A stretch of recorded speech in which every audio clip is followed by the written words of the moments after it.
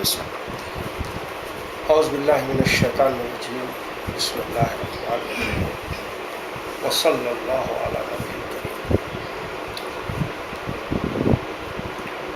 آج جس ٹاپک پہ میں آپ سے عرض کرنا چاہتا ہوں وہ ہے ملاوٹی دین میں بے آمیز دین کیسا پایا جائے۔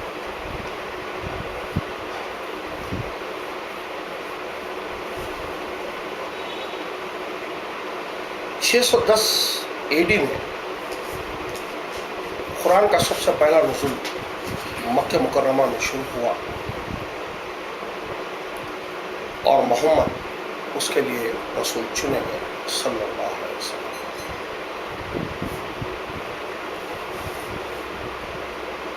تب رسول اللہ نے 13 سال تک مکے میں کام کیا، پھر مکے سے آپ ہجرت کر مدینہ گئے اور 10 سال مدینے میں آپ رہے، پھر آپ کی وفات ہو گئی۔ اس دوران آپ کی دعوت و تبلیغ سے جو لوگ مسلمان ہوئے ان کی تعداد تاریخ میں لگ بھگ 1,25,000 آتی ہے، کیونکہ یہی تعداد تھی جو لگ بھگ حجۃ الوداع کے ٹائم پہ موجود تھی۔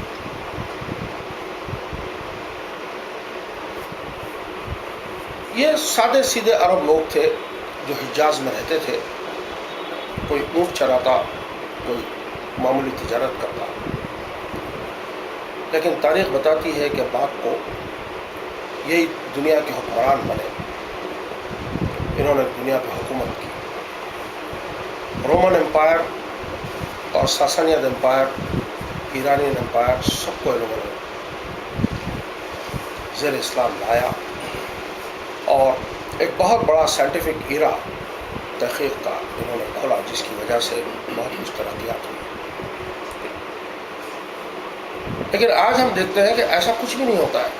116 کروڑ یا 120 کروڑ کی تعداد میں مسلمان ہیں، لیکن کچھ سمجھ میں نہیں آتا ہے کہ کیوں ایسا کوئی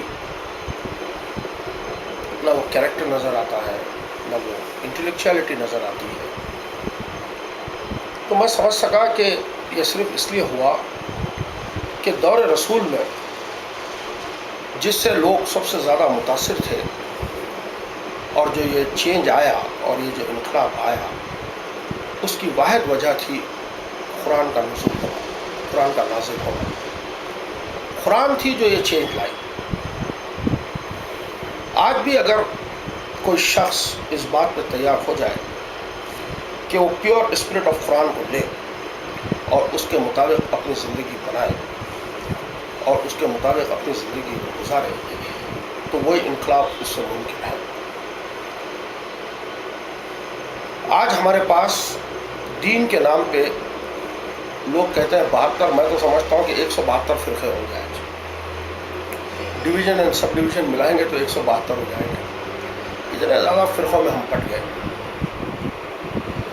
یہ اس لیے ہوا کہ قرآن کی جو اوریجنل اسپرٹ ہے وہ ہمیں باقی نہیں رہی۔ قرآن کا سورہ نمبر 30، جو اس کو سورہ روم کہتے ہیں، اس کی آیت نمبر 31 ہے۔ اس کے اندر اللہ تعالیٰ کہتے ہیں کہ تم اپنے آپ کو فرقوں میں نہ بانٹنا، اور فرقوں میں بٹنے کو خدا نے وہاں شرک کہا ہے۔ فرقوں میں بٹنے سے یہ ہوتا ہے، مسلکوں میں بٹنے سے یہ ہوتا ہے کہ مسلک کے اندر اتھارٹی کسی ایک انسان کی ہوتی ہے۔ جیسے اگر میں کہوں کہ میں حنفی ہوں تو یہاں اتھارٹیو پوزیشن ابو حنیفہ کی ہوگی، کوئی کہے کہ یہ شافعی ہے تو اتھارٹیو پوزیشن وہاں شافعی کی ہوگی۔ خدا اس قسم کے ڈویژن کو ایکسیپٹ نہیں کرتا ہے۔ قرآن کی یہ آیت بتاتی ہے کہ اس قسم کا ڈویژن نہیں ہونا چاہیے۔ اتھارٹیو پوزیشن کسی انسان کے پاس نہ ہو، وہ صرف خدا ہو، اور خدا کی اتھارٹی خدا کا کلام ہے، فی الوقت جو قرآن ہے۔ ساری اسکول جتنی بنی، فقہ کی اسکول، احادیث کی اسکول، مسلک اور جتنے ائمہ، یہ سب اٹھے، میں سمجھتا ہوں کہ یہ سب ان ریکوائرڈ اسکولس تھی جس کو لایا گیا۔ آج بھی اگر کوئی مسلمان وہ مسلمان بننا چاہتا ہے جو رسول کے اصحاب تھے، تو بھائی اصحاب رسول کے ٹائم پہ ایسے کیوں بنے؟ ایک صاحب نے مجھ سے سوال کیا تھا، تو میں نے کہا وہاں صرف قرآن تھی، وہاں مفسر نہیں تھے، وہاں امام نہیں تھے، اور ان سے زیادہ وہاں مولویاں نہیں تھے، جس کی وجہ سے یہ انقلاب آ سکا۔ میں ایک سادہ سیدھا انسان ہوں، میں خود اپنی ذاتی ڈسکوری سے اس دین کے اوپر میں نے محنت کی ہے کچھ سال۔ میں آپ سے کہہ سکتا ہوں کہ قرآن کو آپ 1 to 1 جب تک اسٹڈی نہیں کریں گے، جب تک کا آپ کو دین کا کچھ بھی نہیں مل سکے گا۔ اور دوسری بات، یہ ایک کتاب کمپلیٹ ہے، فل آف ڈیٹیلز ہے، اور اس کتاب کو سمجھنے کے لیے عام طور سے یہ کہا جاتا ہے کہ حدیثوں کے تھرو سمجھا جائے۔ میں اس کو انویلڈ ٹاک مانتا ہوں، میرے نزدیک یہ بات صحیح نہیں ہے۔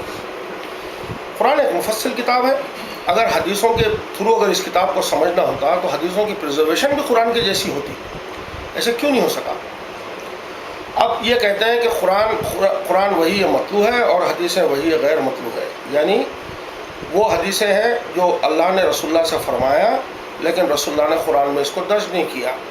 تو وہ یہ کیسے رسول تھے جو آدھی کتاب تو لکھا دیے اور یہ بھی ڈکلیئر نہیں کرتے ہیں کہ میرے جانے کے بعد جو انکمپلیٹ ورک آف وہی ہے اس کو کون کمپلیٹ کرے گا؟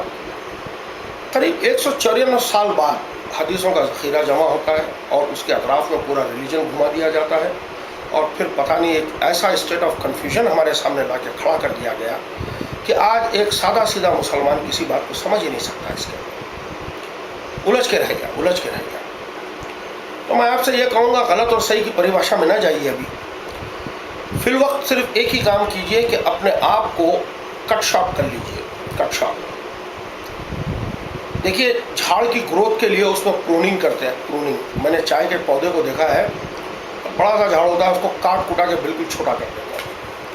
اس کا مطلب یہ ہے کہ ایک اللہ کو ماننے والے بنیے، قرآن کو اپنی ہدایت نامہ سمجھیے خدا کا، اس کو اچھی طریقے سے سمجھیے اور اس کے مطابق اپنی زندگی کو ڈھال کے چلیے، تب جا کے وہ ممکن ہے کہ آپ کو وہ سب کچھ مل سکے جو اصحاب رسول کو ملا تھا۔ یہ ایک واحد طریقہ ہے جو ملاوٹی دین اور اس میں سے بے آمیز دین کو جاننے کا، کہ خالص قرآن کی اتھارٹی کو لیا جائے اور کسی اور اتھارٹی کو نہ لیا جائے، انکلوڈنگ حدیثوں کو۔ میں نہیں سمجھتا کہ حدیثوں کا سب ذخیرہ پورا سچا ذخیرہ ہے۔ ہر حدیث میں علماء کہتے ہیں کہ اس میں 19 اختلاف ہیں۔ تو آپ بتائیے، جس میں 19 20 اختلاف ایک حدیث پہ ہو، تو ایک کامن انسان میرے جیسا کیا سمجھ سکے گا؟ اس کے اندر سے کیا لے کے چلے گا؟ کس کی بات کو صحیح مانے گا؟ سارے کے سارے لوگ بولتے ہیں کہ ہم تو بس سچے دین پہ ہیں، ہمارے پاس ہی سچا دین ہے، اور پھر 172 فرقے ہیں۔ اور اس میں آپ کو سنجیدہ ہونا پڑے گا۔ You have to be sincere towards the book. آپ کو کتاب اٹھانی ہوگی 1 to 1۔ یہ آپ کو جو کہا جاتا ہے کہ کتاب کو سادے انسان نہیں سمجھ سکتے، ایک جھوٹی بات ہے، انڈر اسٹیمیشن ہے۔ 3 چیزوں کا at a time underestimation ہے۔ انڈر اسٹیمیشن آف مین، انسان تو وہ بلا ہے جو زمین پہ رہ کے چاند پہ چلا گیا، کیا کتاب نہیں سمجھے گا؟ انڈر اسٹیمیشن آف بک، کہ خدا کلام لکھے اور انسانوں کے لیے لکھے اور انسان کو نہ سمجھ میں آئے، تو ایسی کیسی کتاب ہے جو نہ سمجھی کے لیے لکھی گئی۔ اور تیسرا یہ انڈر اسٹیمیشن آف گاڈ ہے، کہ خدا خود جو بھیجا ہے کتاب اور خود لکھا ہے اور وہ خود موجود ہے اور وہ سمجھا نہیں سکتا ہے۔ میں تو جہاں تک سمجھ سکتا ہوں کہ آپ کو خدا سے دعا کرنی چاہیے کہ خدایا میں تیری کتاب پڑھوں اور تو مجھے ویسا ہی سمجھا جیسے کہ تو نے اس کو اتارا ہے، مجھے وہی چیزیں دکھا جو حقیقت کے اندر ہے۔ یہ سارے کا سارا یہ ہمارے جو، میں نہیں کہتا کہ تمام کے تمام علماء، لیکن بیشتر علماء جو ہے اس دین کو ستیہ ناش کر کے رکھے ہیں۔ ان سے بچیے، یہ ڈینجرس پیپل ہے، یہ تو مدرسے چلاتے ہیں، یہ سب بھکاریوں کے اڈے ہیں پورے، خود بھیک مانگ کے جیتے ہیں اس کے اوپر، اور پھر نئے بھکاری پیدا کر کے چھوڑتے ہیں وہاں پر، کچھ نہیں رکھا اس کے اندر۔ یہ تو اللہ کے نام کی روٹی کھاتے ہیں، یتیموں کے نام کے پیسے